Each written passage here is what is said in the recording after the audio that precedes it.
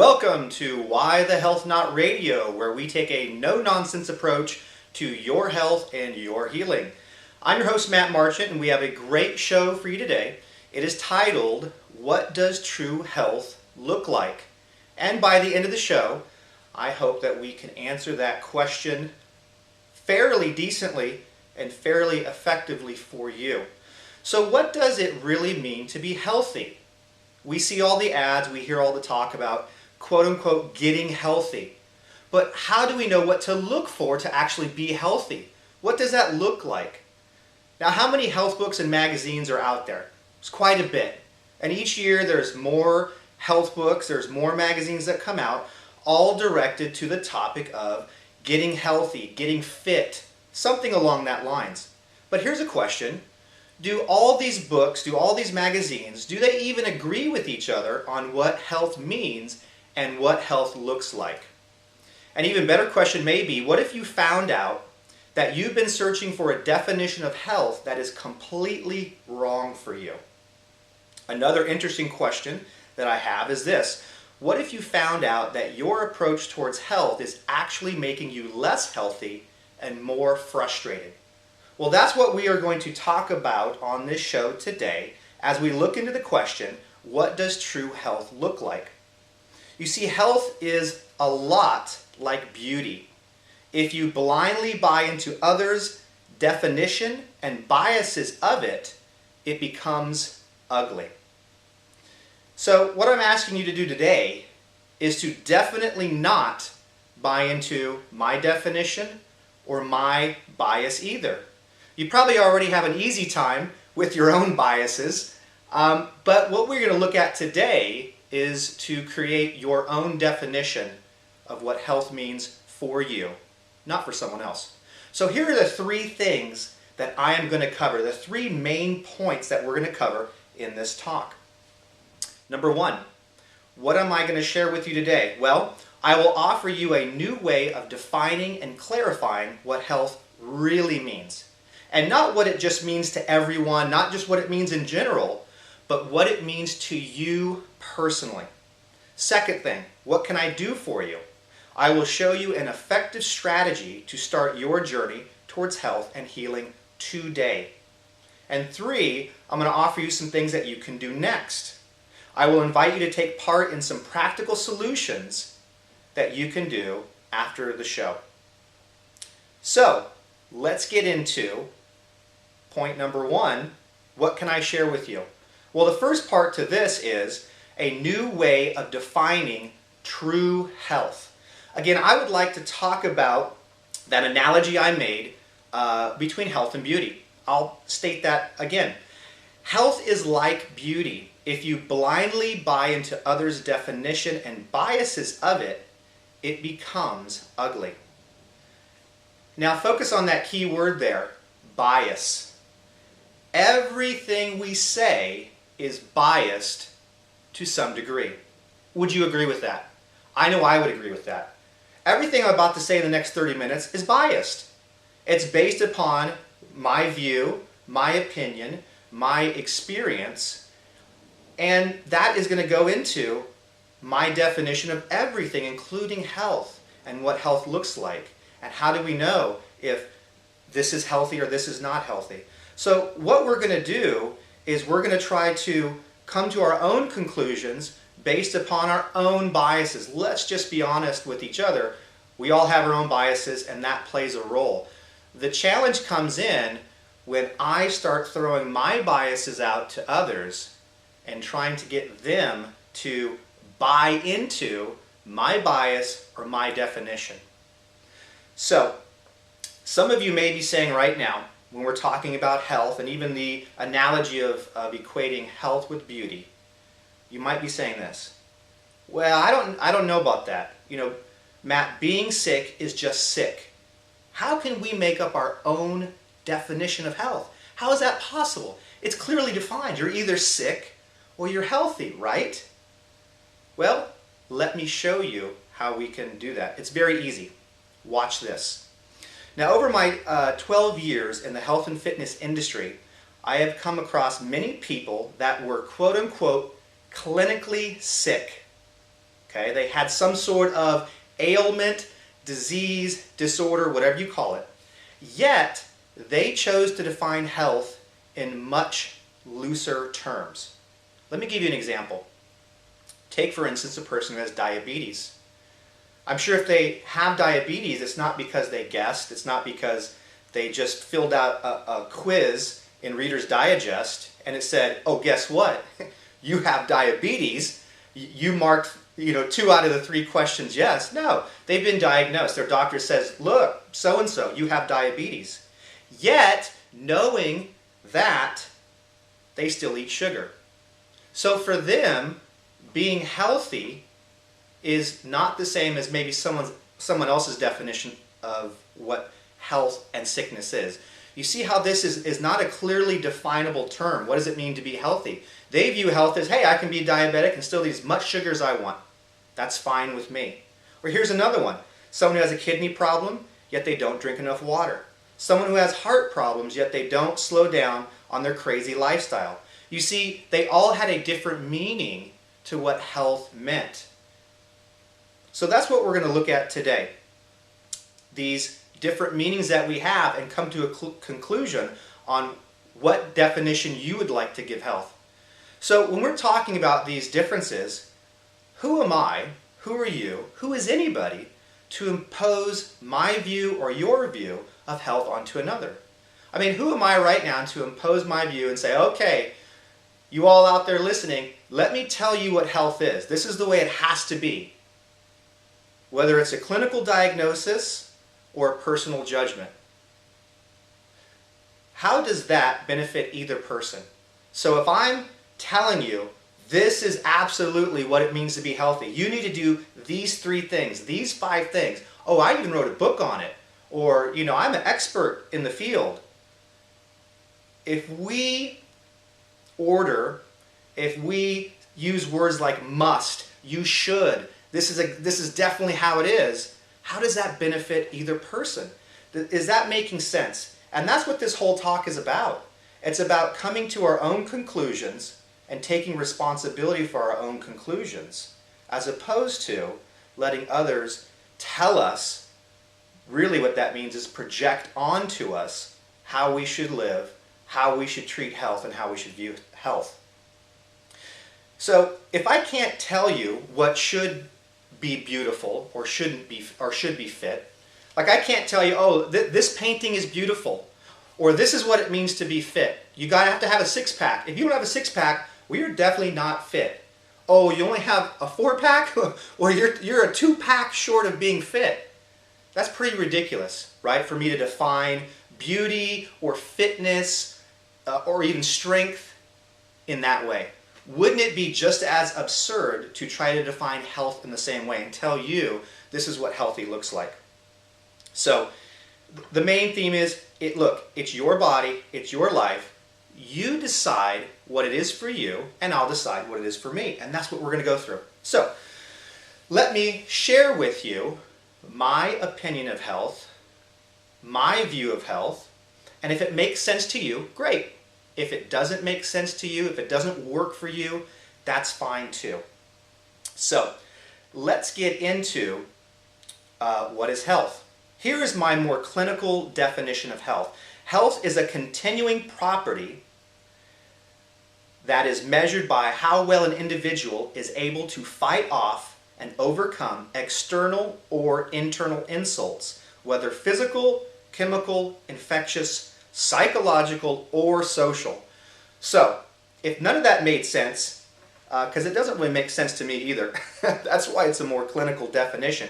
Here's what that basically means, again, to me. I want to own this definition. This is what works for me. Health is about how well we can maintain balance between ourselves and the environment, both the outside and inside environment.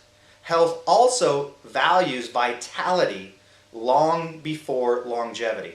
Although longevity is very nice. I would say most of us probably want to be around for a while, but what good is it to be around for a while but have very little life in us?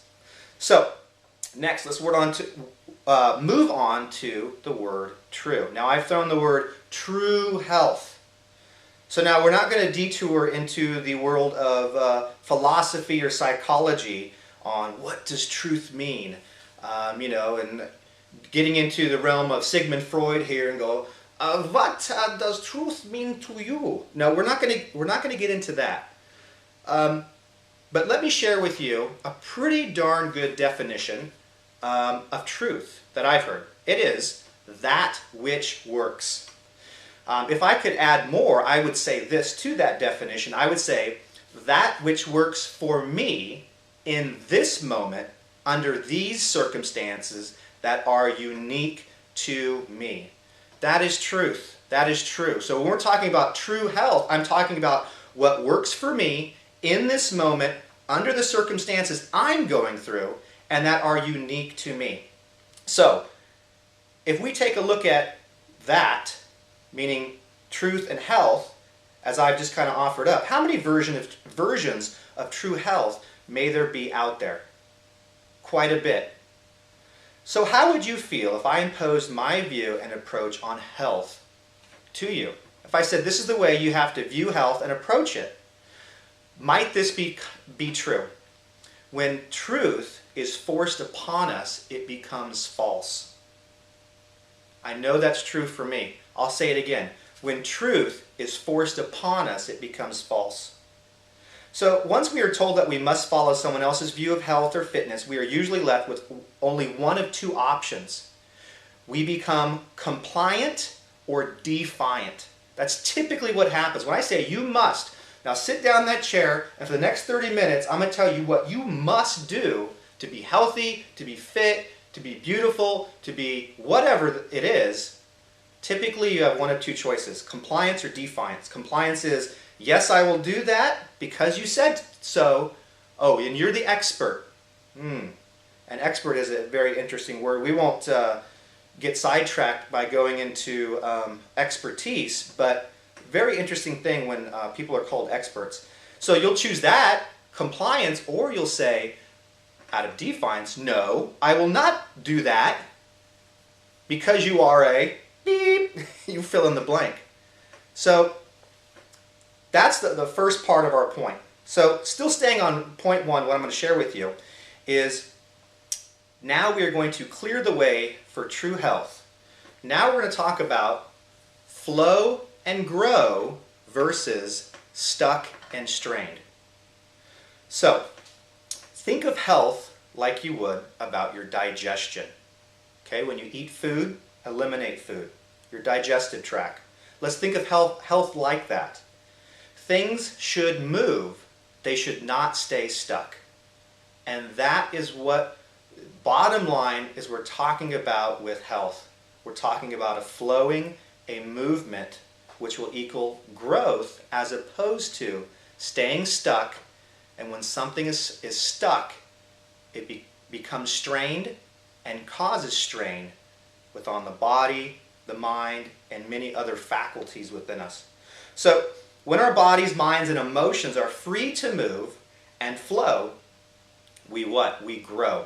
When our bodies, minds, and emotions are stuck, we become strained. Okay, again, think of it like the digestive tract. You want a healthy flow. So how can we flow and grow today? Well, keep listening. That's what we're going to talk about in the next few minutes.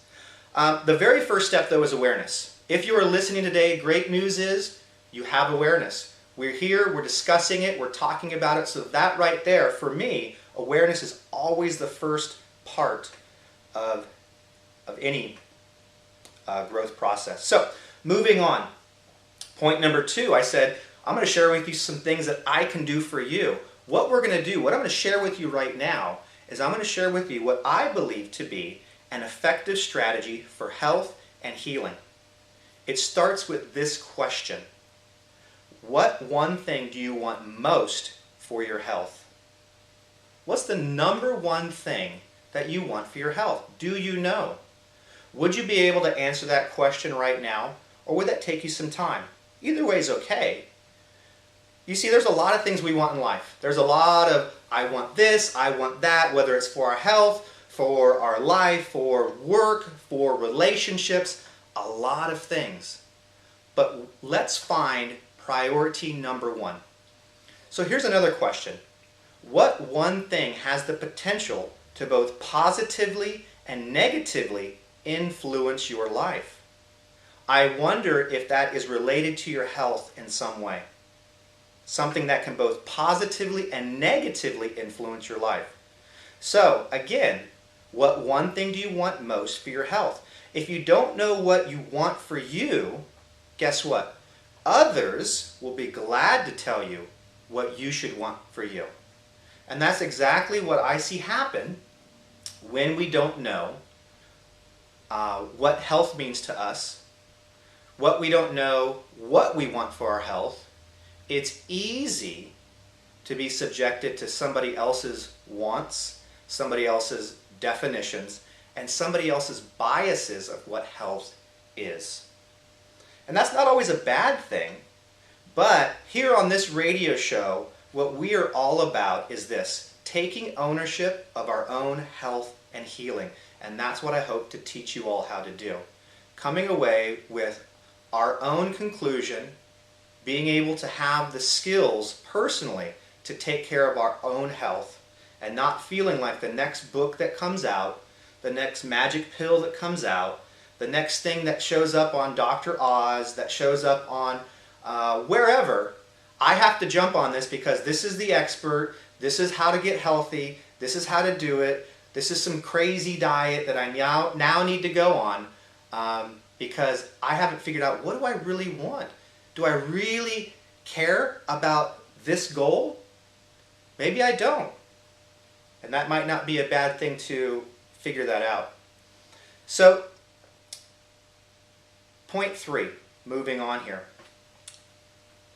What am I going to invite you to do? So, this is how we are going to flow to grow. I'm going to share with you 3 things that I invite you to do after this show. You could even do it during the show, maybe even think about it. Number 1, I invite you to define health for yourself. Do not become tangled up with others' definition. Okay, what would be the opposite of flowing? Well, it's going to be getting tangled up. And we can easily get tangled up with how someone else views health. So don't fall into the health and fitness trap of, this is what it means to be healthy or strong. I'm the coach. Let me tell you, what strength is. Let me tell you what it means to be healthy. I'm going to give you an example. Over the years, I've trained a lot of elderly patients and clients who have been well into their early 90s. And guess what they don't care about? They don't care about body fat percentage. They don't care about how much they deadlift. They don't care about the size of their guns. To be quite honest with you, most of them find it to be a big achievement to get up and down off the toilet by themselves. You see, they're not willing or ready to buy into my view of health or fitness. They could care less. They have their own view of what health, fitness means to them. I mean, they're 90-something years old. Who am I going to tell them, oh, you need to be able to, studies have shown that if you can deadlift your own body weight, blah, blah, blah, blah, blah. They could care less. I remember years ago, I was working at this large gym. It's probably about 10 years ago. And this woman comes up to me and says, can you help my husband and show him some exercises or something? And I come over, and he's told me he was 93.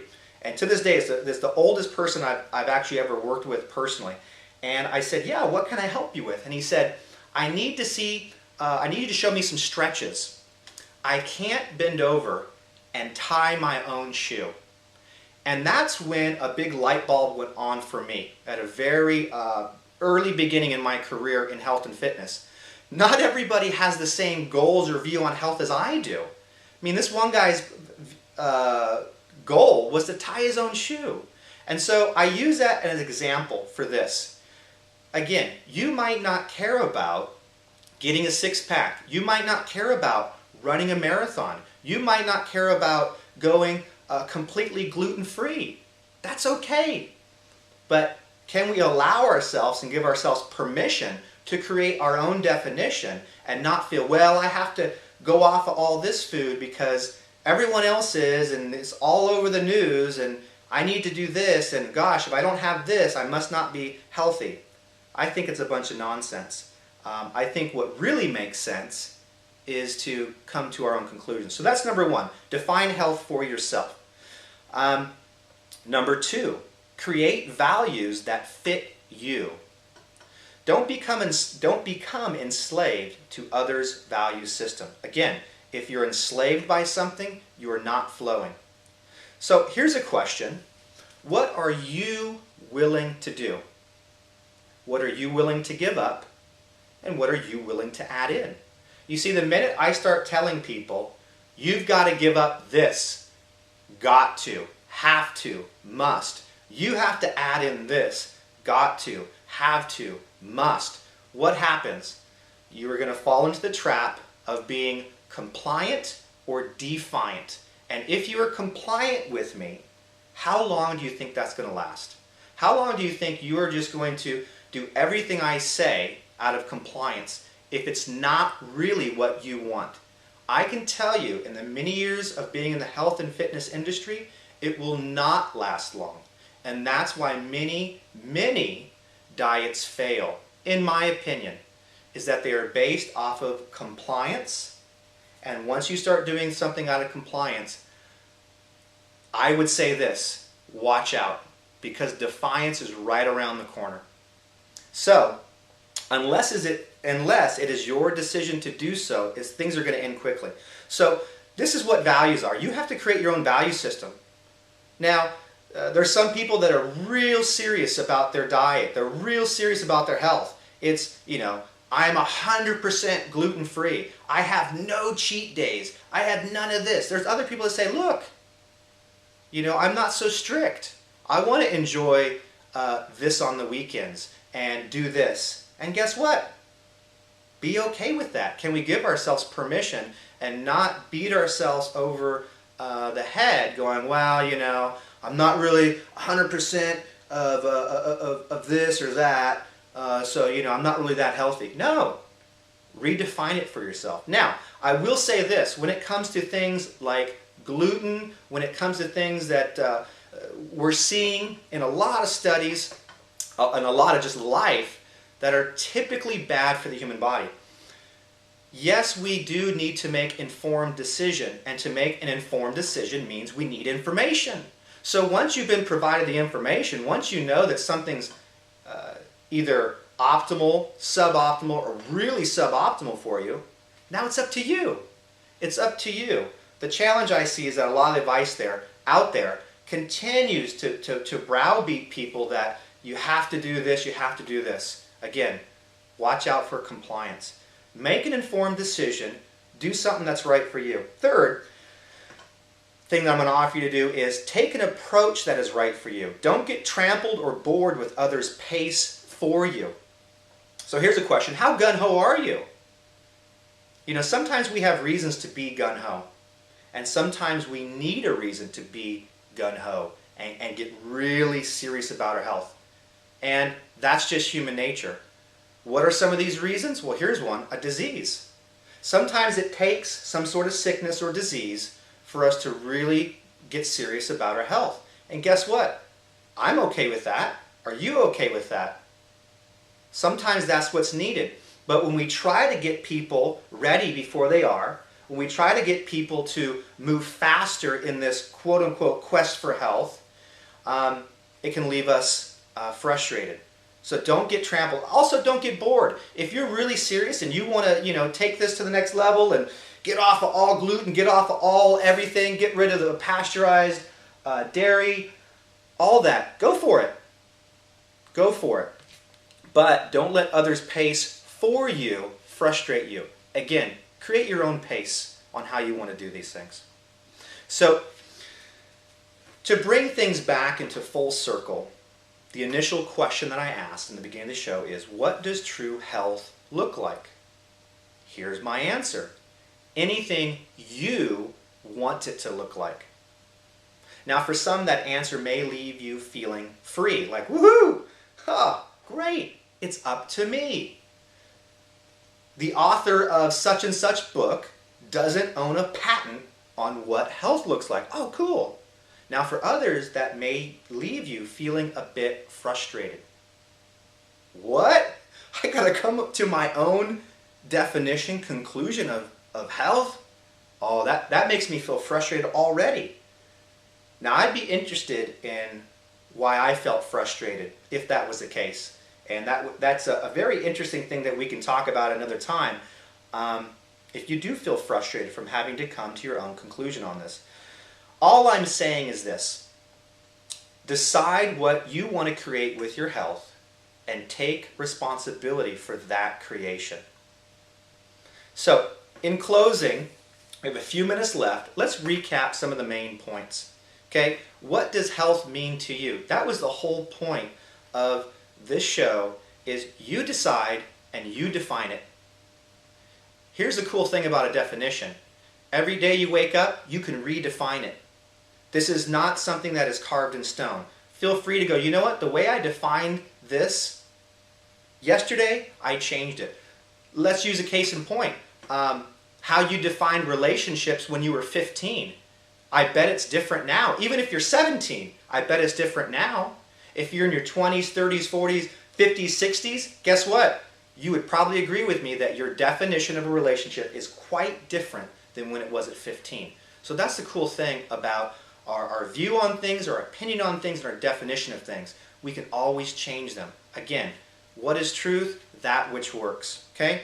So for me, if I answer the question, what does health mean to me? For me, health is measured by how much life and vitality I have and feel. Not by how I look, not by how I perform, and not how long I live. And definitely not how long I've been able to do something, or should I say get away with doing something.